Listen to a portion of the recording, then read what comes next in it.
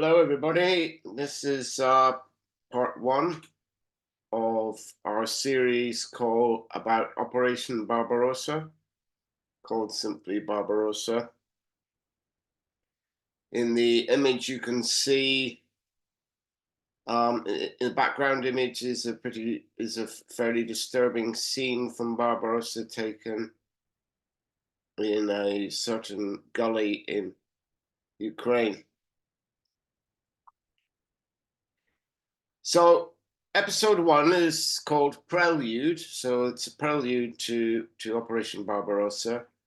We have subtitled it as Drang Nach Osten, which is a German expression which meant either looks to the east or drive to the east, something like this. My name is Cuivan McNeamisy, and I will start now.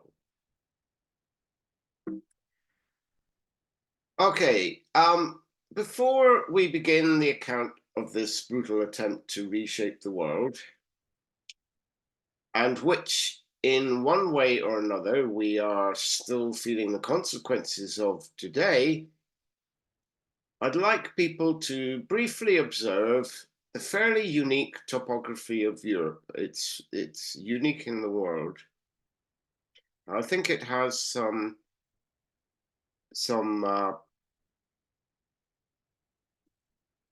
influence on how we in this part of the world, in Europe, in the area around Europe anyway, why it's so unique. We can observe that it was an ideal environment for diverse but largely disconnected cultures to develop and also stay independent of each other. And each entity was surrounded potentially by formidable large natural obstacles in terms of rivers, seas, mountains, and wildernesses. And I think this has an impact on the history of Europe, and it leads into what we're talking about here. And then I believe that in itself, this might not have been of any consequence. You know, it's just topography after all.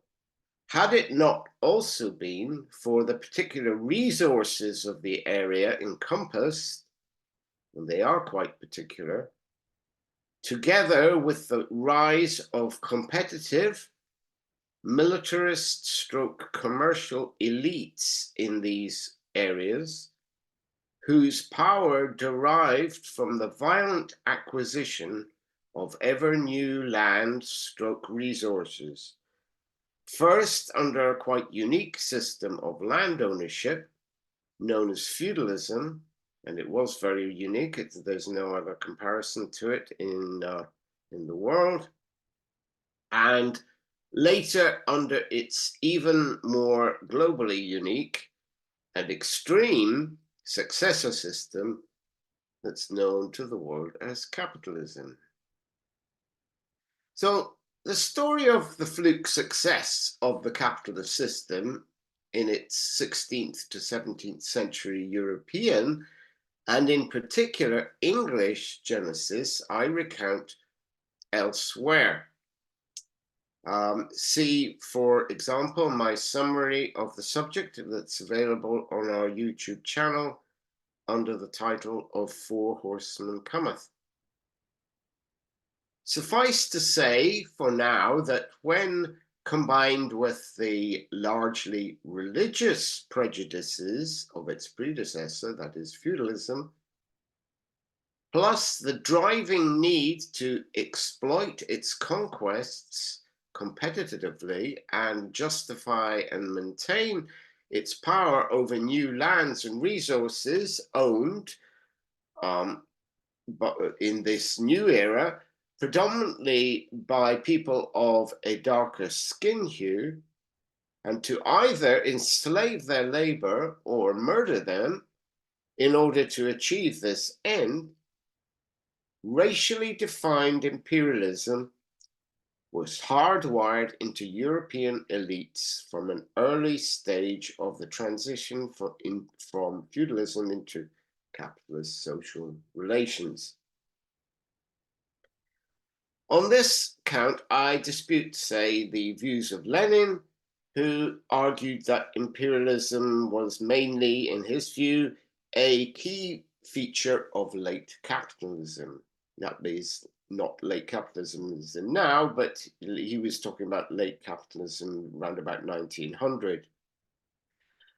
I would argue it was and is central to the entire process of capital accumulation, especially what's known as the primitive accumulation process, which I would further argue it's not a one-off thing that nations go through. It's capitalist nations go through. It's one that repeats itself continually due to the declining rate of profit.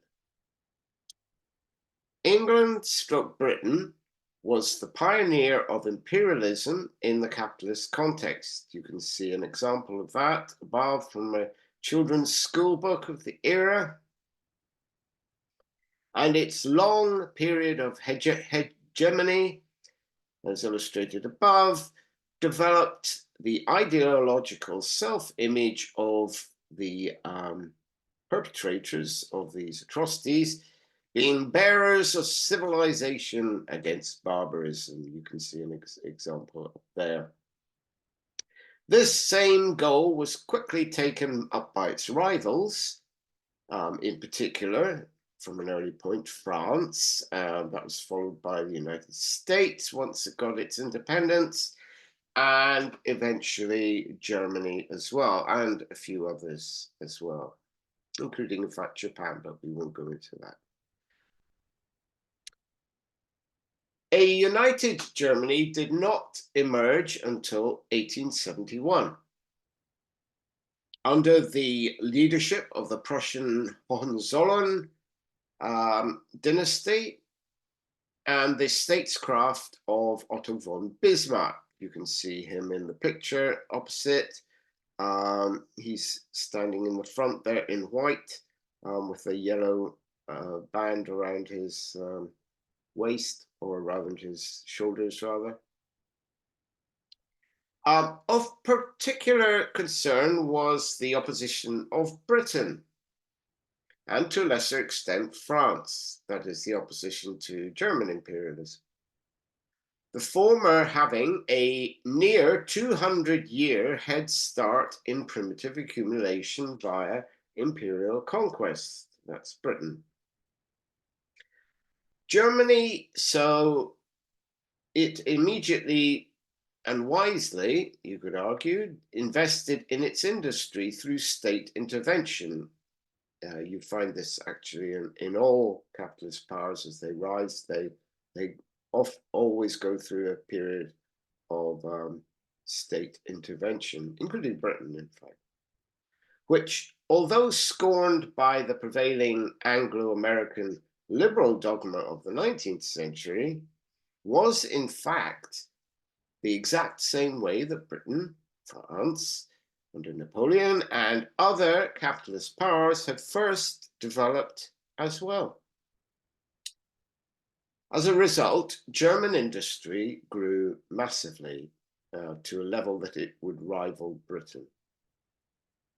Unlike Britain, the USA, or France, however, Germany had very limited access to the oceans to properly develop settler colonies exactly like its rivals had.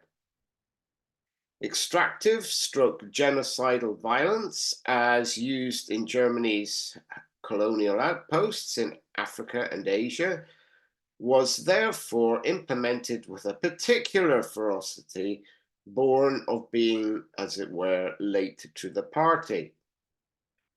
A desperation policy matched partly by Belgium, another latecomer.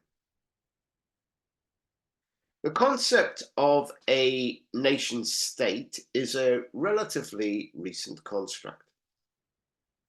With its origins in Western Europe from the late 13th century onwards, and built solidly on bourgeois foundations, bourgeois influences from the 17th to 18th centuries. As new nation states emerged in Central Europe, and in particular Germany, the Western liberal concept of an historically united stroke homogeneous entity, which is always a fiction, there's the imagined community is what a nation state is. It ran into difficulties as the religiously diverse and multi-ethnic communities that were coming together under one unifying monarch began to break up. Having non-unified origins, the new nation states along the bourgeois model resorted to the concept of an ethno-state rather than the liberal so-called citizen state, deliberately including some ethnic groups and excluding others. In Germany, the formerly integrated groups, soon to be otherized post-unification, were to be the Slavs and the Jews.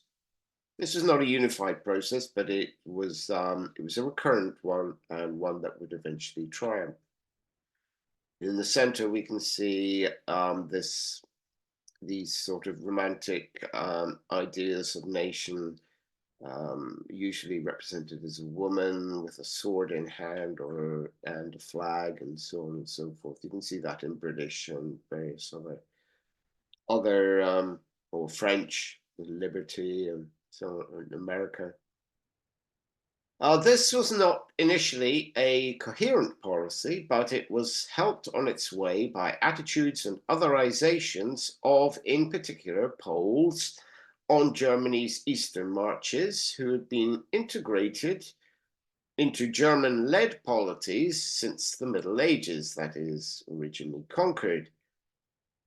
Sporadic, later aborted policies of exalting the German subject over his Slavic neighbor can be traced all the way back as far as Frederick the Great, or arguably even as far back as the Teutonic Order, which was a medieval monastic outfit, crusaders, in fact. In the 1890s, conservative German nationalist intellectuals proposed an alternative to colonizing places like Africa or Asia.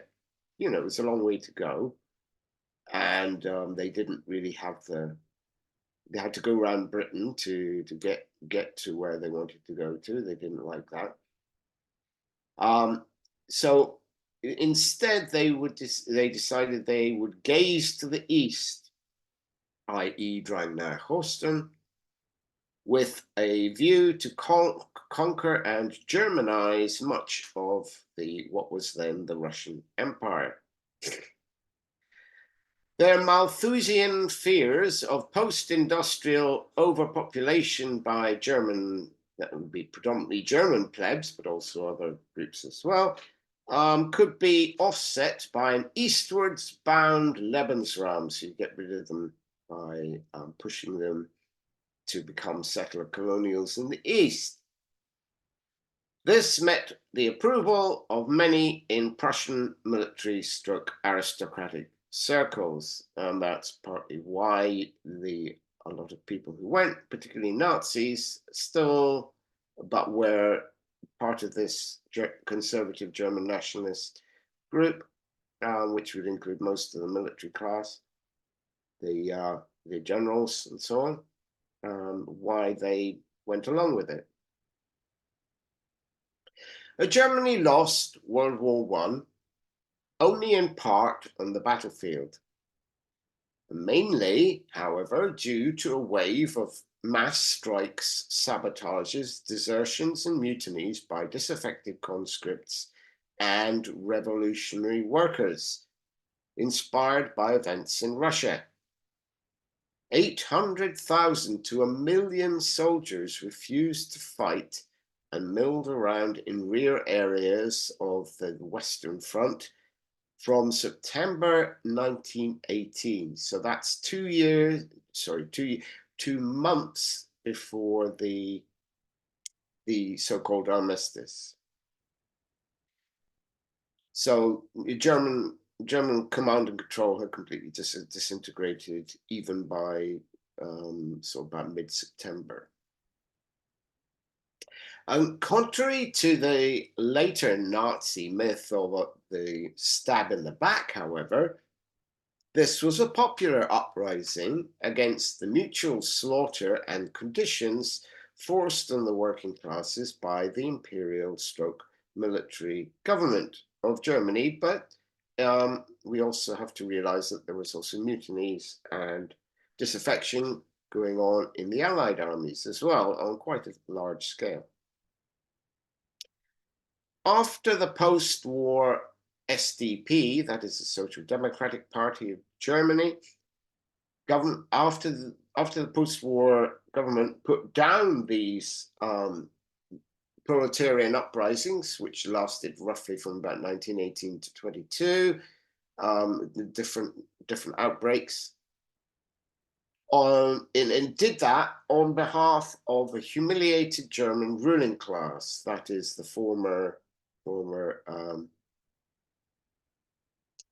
Kaiser lot, who had been forced, the imperial aristocracy, who had been forced to abdicate.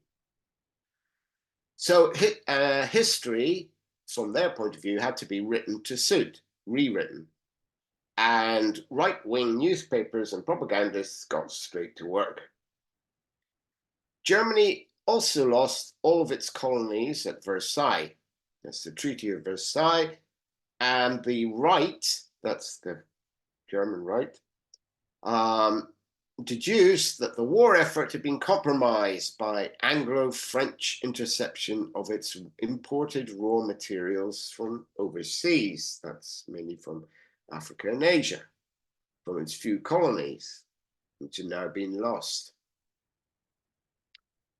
In addition, the brief Axis military occupation of Russia, sanctioned by the Brest-Litovsk Treaty in 1917 to 18, had seen the forced requisition of agricultural produce from the occupied regions of the Russian Empire, which were basically the Baltic states, Belarus, and Ukraine, to feed a starving Germany, offering a precedent for one of the key aims of Operation Barbarossa. The terror of Bolshevism, as experienced by the right, that is, and the victory handed to its new cadres on a plate by the SDP's contradictory interwar policies, set in motion the brewing counter-revolution. This time directing its eyes not to Africa or Asia so much, but eastwards once again. The picture below is a anti-war picture, actually done by the painter Otto Dix, who did a lot of similar anti-war pictures to show the horrors of the First World War. At this point, we should also mention the manner in which anti-Semitic hatreds was spread initially by the Christian churches under feudalism to be reconfigured under capitalism, eventually reaching a zenith under Nazi racial doctrine. Anti-Semitism had a long history in Christendom, pursued in periods of threat to the power of the nobles and clergy who owned all the land. It was decreed that Jews could not own land. So this forced the few richer Jews to lend money to the former, because they originally started as merchants and then they became money lenders, who became, so the Jews became increasingly dependent on currency as feudalism declined. And of course, as feudalism declined, the landowning classes themselves became increasingly dependent on currency rather than the land they owned. And this created a contradiction. The easily exploited vulnerability of the Jews, because they could be perceived as being an other, and at the same time, if you were running low on your resources because you were in hock to a money lender, and that money lender happened to be a Jew, if you owned all the land, then you could whip up your peasants to and the general population, because you own the printing presses, whatever, and you can say, it's to do with the Jews rather than the system. So the vulnerability of the Jews as an other resulted in terror, pogroms, inquisitions, and whole-scale ethnic cleansing. Such abuses were largely looked down on as absurd and uncivilized by the liberals who were taking over. These are the bourgeois liberals who were taking over from the early mid-19th century. Most famously, Napoleon was very against these anti-Semitic laws, and everywhere he went in his conquests, he overthrew them. However, the crises experienced by bourgeois nation states from the mid-19th century onwards, most especially in Central Europe, with its problems over forging a coherent national identity, they began to revive this old scapegoat narrative. So Tsarist Russia, which was originally a Johnny-come-lately, even to feudalism, let alone capitalism, and with only minimal capitalist development, most of that being foreign by the time of the 1917 revolution, had long used anti-Semitism to maintain its power. In 1903, for example, a false document called Protocols of the Elders of Zion, which alleged an international Jewish conspiracy. This was circulated in the Russian territories to divert anti-regime unrest into pogroms. Copies of this were brought west by post-revolution Russian emigres, and then it was unfortunately translated into various different languages, and this arriving in Europe, which was after the post-war crisis. And so these which found a fertile ground for these ideas to spread, completely false as they were. And we can see in the picture there that this is actually it's a double translation. It's an assortment of articles selected by Henry Ford. We all know who Henry Ford was. He was the big automobile magnate in the United States. So he originally translated it into English. Well, he didn't do it directly. He got other people to do it for him in the articles of his. But he compiled the volume. And you can see that. So it was called The International Jew, and it's basically the same as the Protocols of the Elders of Zion. And this is a Nazi version. So it was retranslated with Henry Ford's name on it, to be circulated in Germany once the Nazis took over. It might have been even before that. But it also did not help, of course, that many of the revolutionaries of the era were in fact of Jewish origin. Combined with the revival of virulent anti-Semitic hatred in post-war right-wing circles across the West, as we've alluded to above, there was a further unfortunate fact that related to Drang Nach Osten, which was to have tragic consequences once Operation Barbarossa commenced. And this was the so-called Pale Settlement, enacted originally by 18th century Russian Tsars. I think it was actually the Tsarina, Catherine the Great, who initiated some of these. It probably started before that, but she was the one who really enforced it, to contain their Jewish population for easier control in the empire's far west, and keep them out of the Russian areas, so-called Russian areas of, say, Moscow and St. Petersburg, so on. Between the German-Austro-Hungarian border and on an axis from Riga in the north to Rostov in the south. So we can see that in the map opposite.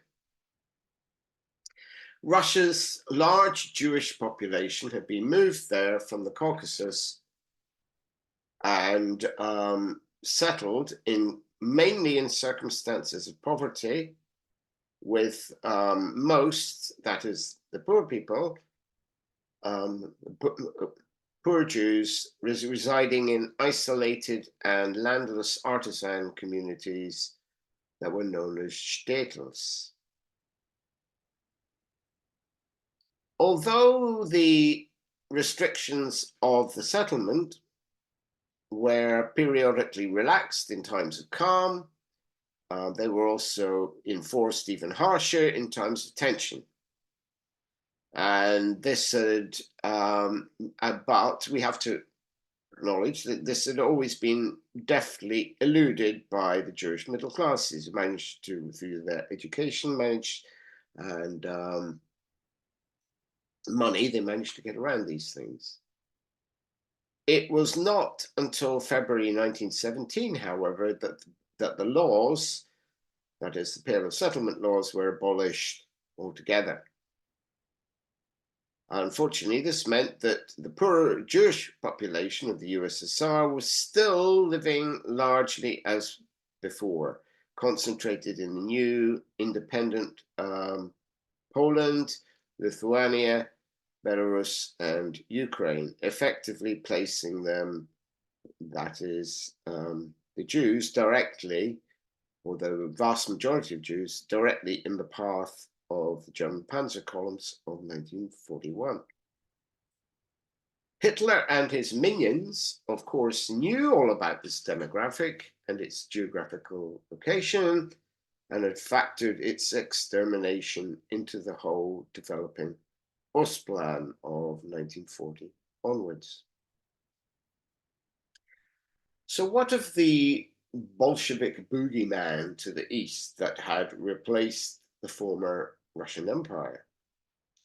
While it is important to realize that the leadership around the brutal dictator Stalin had abandoned the goal of a world revolution in favor of the USSR taking its place in the international bourgeois order, this is very aptly illustrated in the book Animal Farm by George Orwell.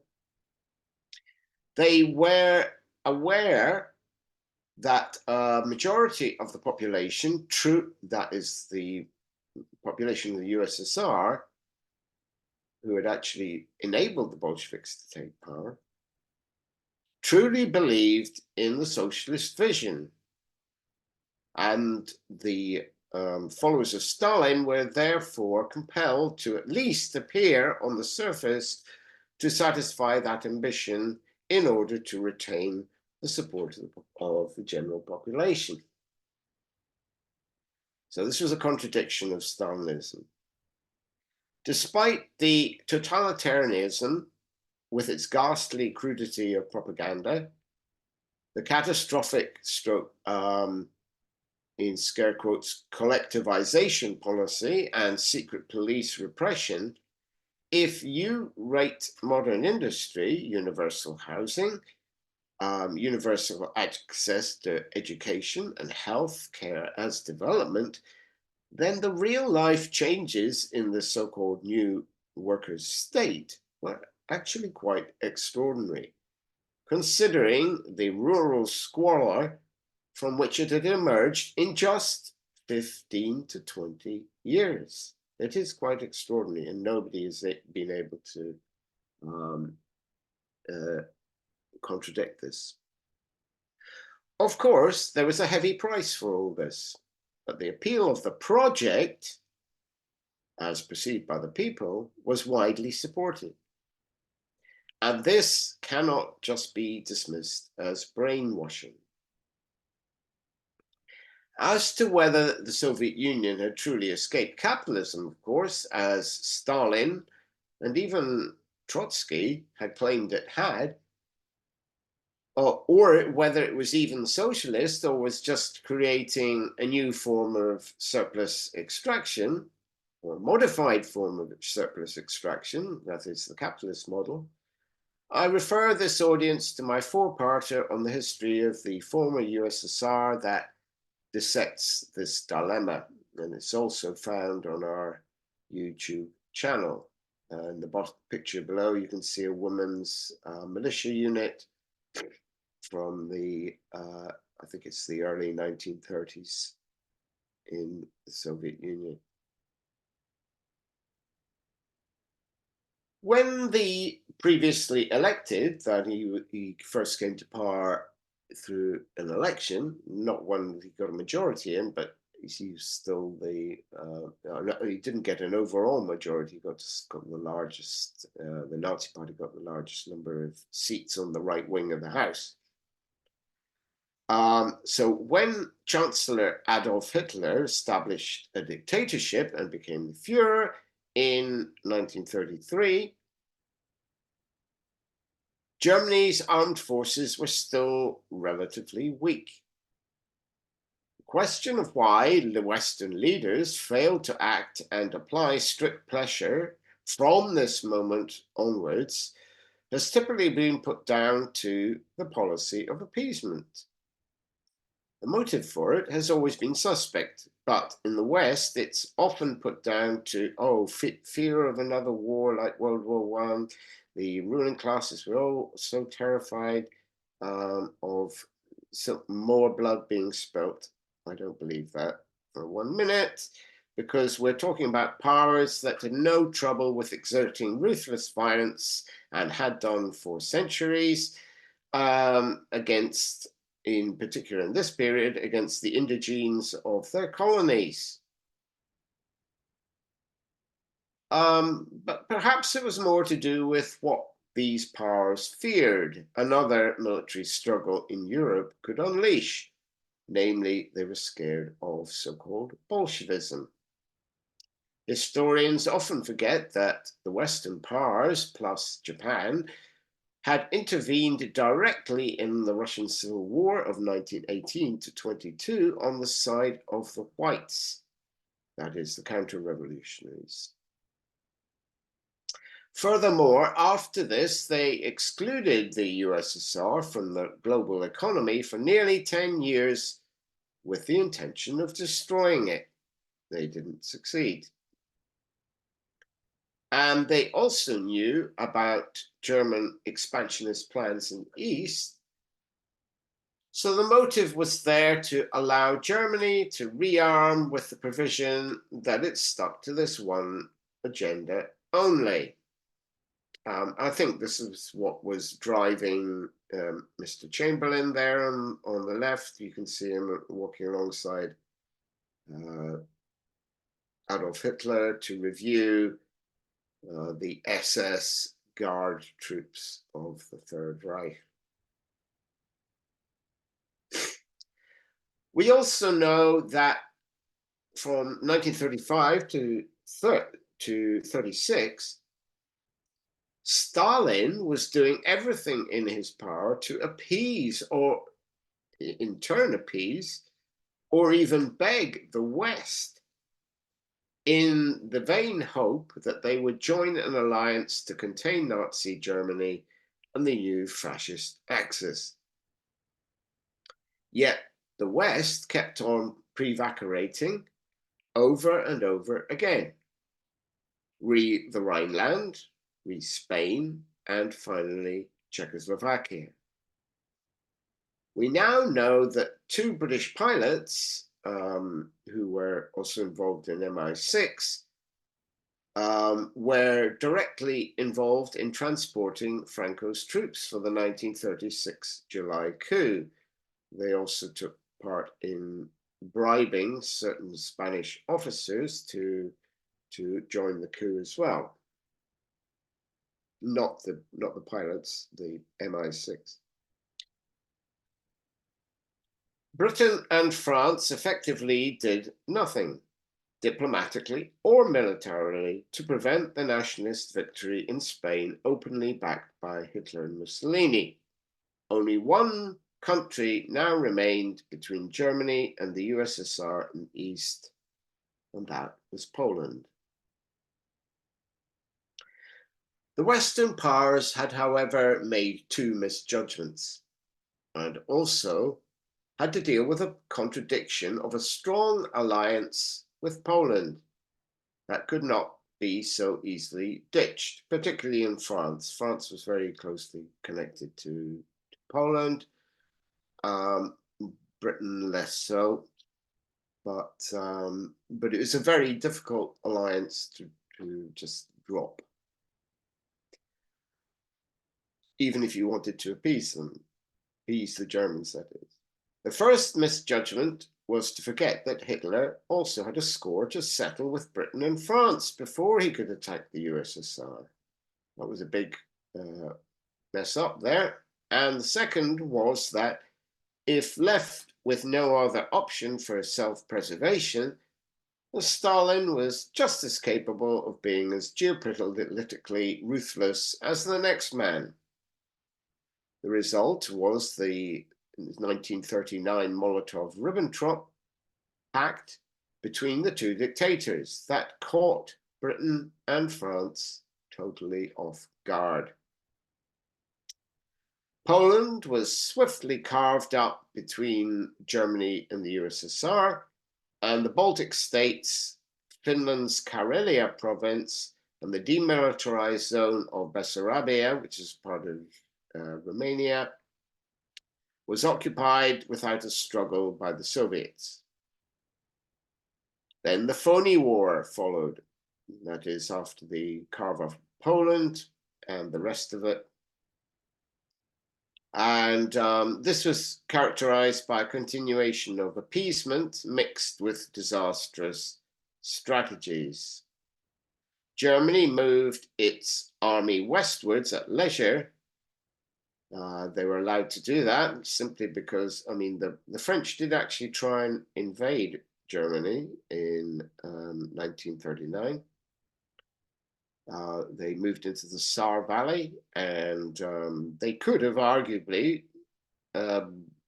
brought Hitler to terms, because the vast majority of Germany's army, even in 1939, was heavily concentrated in Poland. They didn't have enough troops to resist if the Allies had moved straight into Germany. So they could have actually stopped them even taking Poland.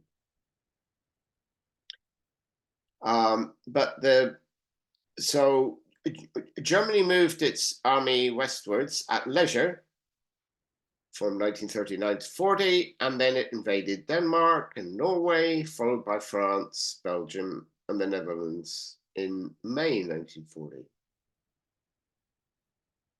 We can see here that these are the maps at the bottom there on the right. We can see the map. These are maps which illustrate what happened in this period. We have the division of Poland, and we have the areas under German occupation, and then this is the areas under Soviet occupation. You can see that being modified by the this was the plan on the left, and this is the reality that was achieved there on the right. So you can see what was happening there. You also see Hungary slightly increases itself in 1940. That's because the Germans intervene in a border dispute and rule in favor of Hungary against Romania, which was unfortunate because Romania was also one of their allies. So the German occupied Polish territories staged the first experiment for Hitler's racialized conception of Drang Nach Osten, as he'd already outlined in his so-called autobiography called Mein Kampf, for My Struggle.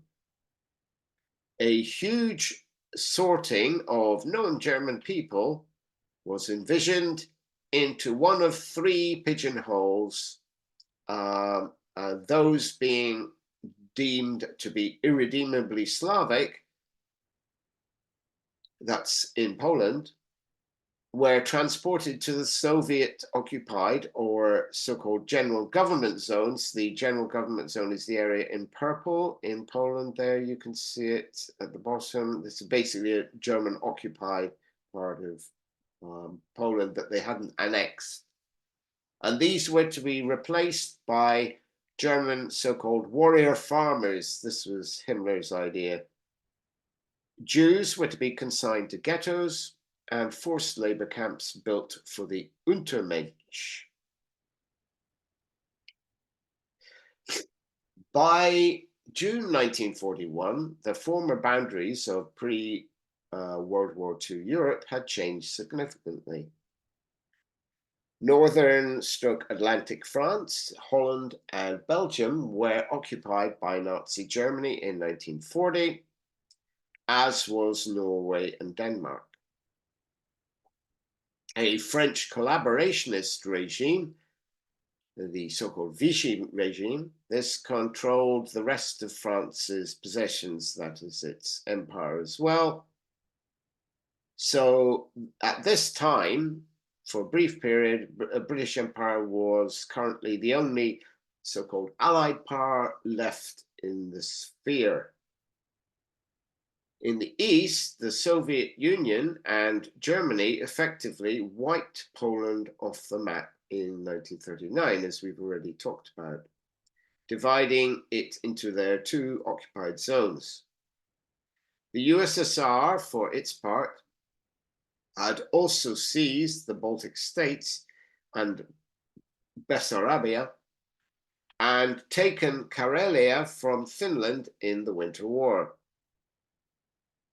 In spring 1941, the Nazis and Fascist Italy had, in addition, invaded and carved up Yugoslavia and Greece. This is something they actually joined in with Hungary and Bulgaria to do.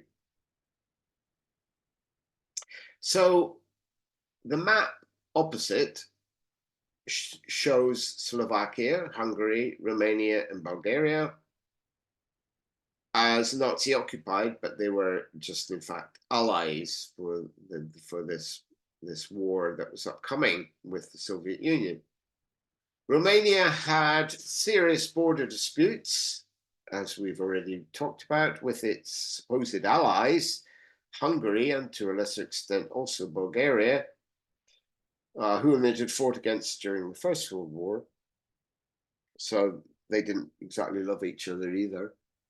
But the crusade against Bolshevism attracted other powers like Finland, Italy, and Spain. The Soviet army in the West, we're now talking about armies and they're comparing them. The Soviet army in the West, despite being outnumbered by over 1 million Axis troops preparing for Barbarossa, Soviet army in the West was only 2.3 million against roughly about 3.5 million Axis troops. It should have been able, both ready and able to repulse this invasion almost at the border. And the reason for that was it was certainly in the mid-1930s, it was a very modern army, reinformed by Marshal Tukhachevsky, whom you can see in the picture on the right, to include heavy armored upgunned tanks that were to be concentrated, much like in German Blitzkrieg, but for defensive purposes rather than offensive, into battle groups for a so-called deep war. The Soviets also had some very capable aircraft and an overall superiority in numbers of these. Plus, they had superiority in tanks and artillery. That's numbers. Unfortunately, however, the brilliant Marshal was one of the first victims of Stalin's Great Purge of the military, which took place in the late 1930s. In 1937, Tukhachevsky was arrested, tortured, and shot summarily. In the late 1930s, Stalin replaced what's estimated between 2/3 to 3/4 of its experienced Red Army officers with mediocre stroke incompetent cronies and yes men, the most senior of whom, Budyeni and Voroshilov, promptly cancelled or froze all the Marshal's reforms. So by the time Soviet Union was actually invaded, their technological and military advantages had all been lost. With the victory of the German Balkans offensive, the stage was now set for, if you like, a clash of the titans. One of the most remarkable things from the Soviet end is that Stalin continually insisted on ignoring all the intelligence reports coming in about the massive Axis buildup, which was not exactly subtle.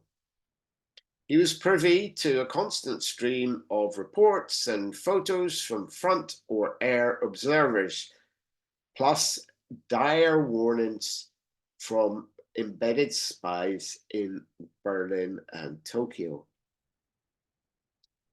When querying the Nazis, that is when he got in contact with them and asked them what was going on, what the build-up might be about, he was absurdly told it is to avoid British air raids, and he believed it. Imagining the reams of intelligence that he'd received were all cooked up as part of some conspiracy to unseat him in a coup. Stalin really feared the military, probably with good reason. The few remaining able frontline generals were only able to watch on helplessly when told that they were not even being permitted to arm or make preparations for an invasion.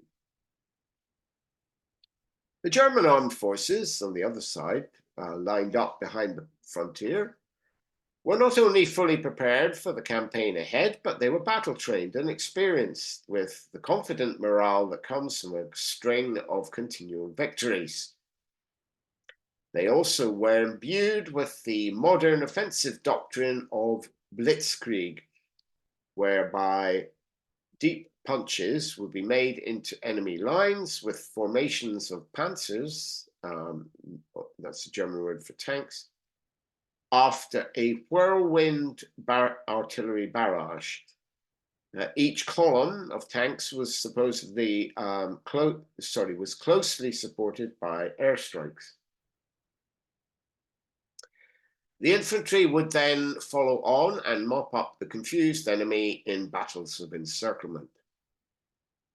There were, however, a few things that in their hubris the Germans had overlooked. The operational number of panzers was relatively small. They were heavily outnumbered by the Soviet numbers. And just like the Swedes and the French before them, they simply dismissed the sheer size of Russia. Its vast area of the Soviet Union encompasses, its terrain stroke weather difficulties, and the determination of its people. So they obviously hadn't been reading their history books, because if they read about 1812 or they read about the Swedish attempt, they would realize that both of those came to grief for exactly those reasons. In the middle, we have a picture of General Heinz Guderian, who is many people see as the founder of the Blitzkrieg military doctrine. German panzers were often not of great superiority on a one-to-one basis, and they had nothing to match these most advanced Soviet tanks like the soon-to-be famous T-34. For success, they were to rely on swamping enemy tanks when they appeared, taking advantage of local numerical superiority, because if you have concentrated tanks, then they're going to overwhelm whatever tanks the enemy brings up. And also, most importantly, perhaps, the radios that were installed in every German panzer. The Russians or the Soviets didn't have that. If Tukhachevsky had still been in place, he would have probably enforced that, but they didn't have this. So they were, the tank crews were signaling to each other by hand often. So the Soviets had ignored all this progress because they got rid of him. And like all other powers, they relied mainly on hand signals for communication. But the real advantage enjoyed by the Germans was the Luftwaffe, the Air Force. That is the Germany military Air Force. By far the best in the world at the time, having the most advanced fighters, bombers, and ground attack aircraft, plus the veteran crews to man them. The Luftwaffe was also trained to work in close cooperation with ground forces using the direct radio contact. So the ideological operation being studied and expounded upon in Nazi leadership's headquarters was far removed from any military, economic, or other practical considerations, however. The dream, inspired by the USA's Manifest Destiny concept, which we'll see in the final picture, would be achieved in just a year or two, according to the Nazis. All in all, they said it would take about 15 to 25 years. All land and resources seized, with settlements for warrior farmers reaching a wall. You can see a picture of this. This is a 1942 picture here.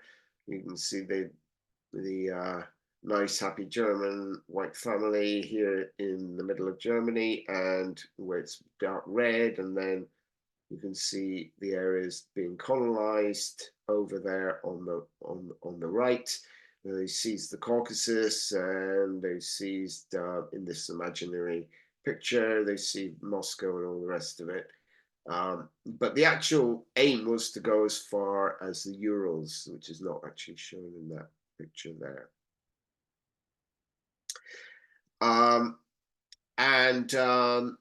So once they had reached the Urals, all the European Russian population, or what they considered to be a Slavic race, Poles included, and various other groups, would be expelled to beyond the Urals into Siberia, and the Jewish race would also be pretty much exterminated.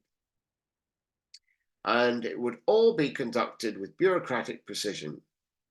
The name for this operation was to be General Plan Ost. That's the general plan for conquering the East.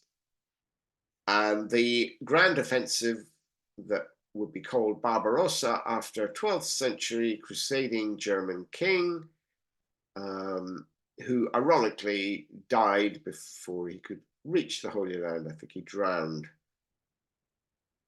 So we have visions of the future, which is the mass evictions of the Poles that was already begun in 1939 to 40.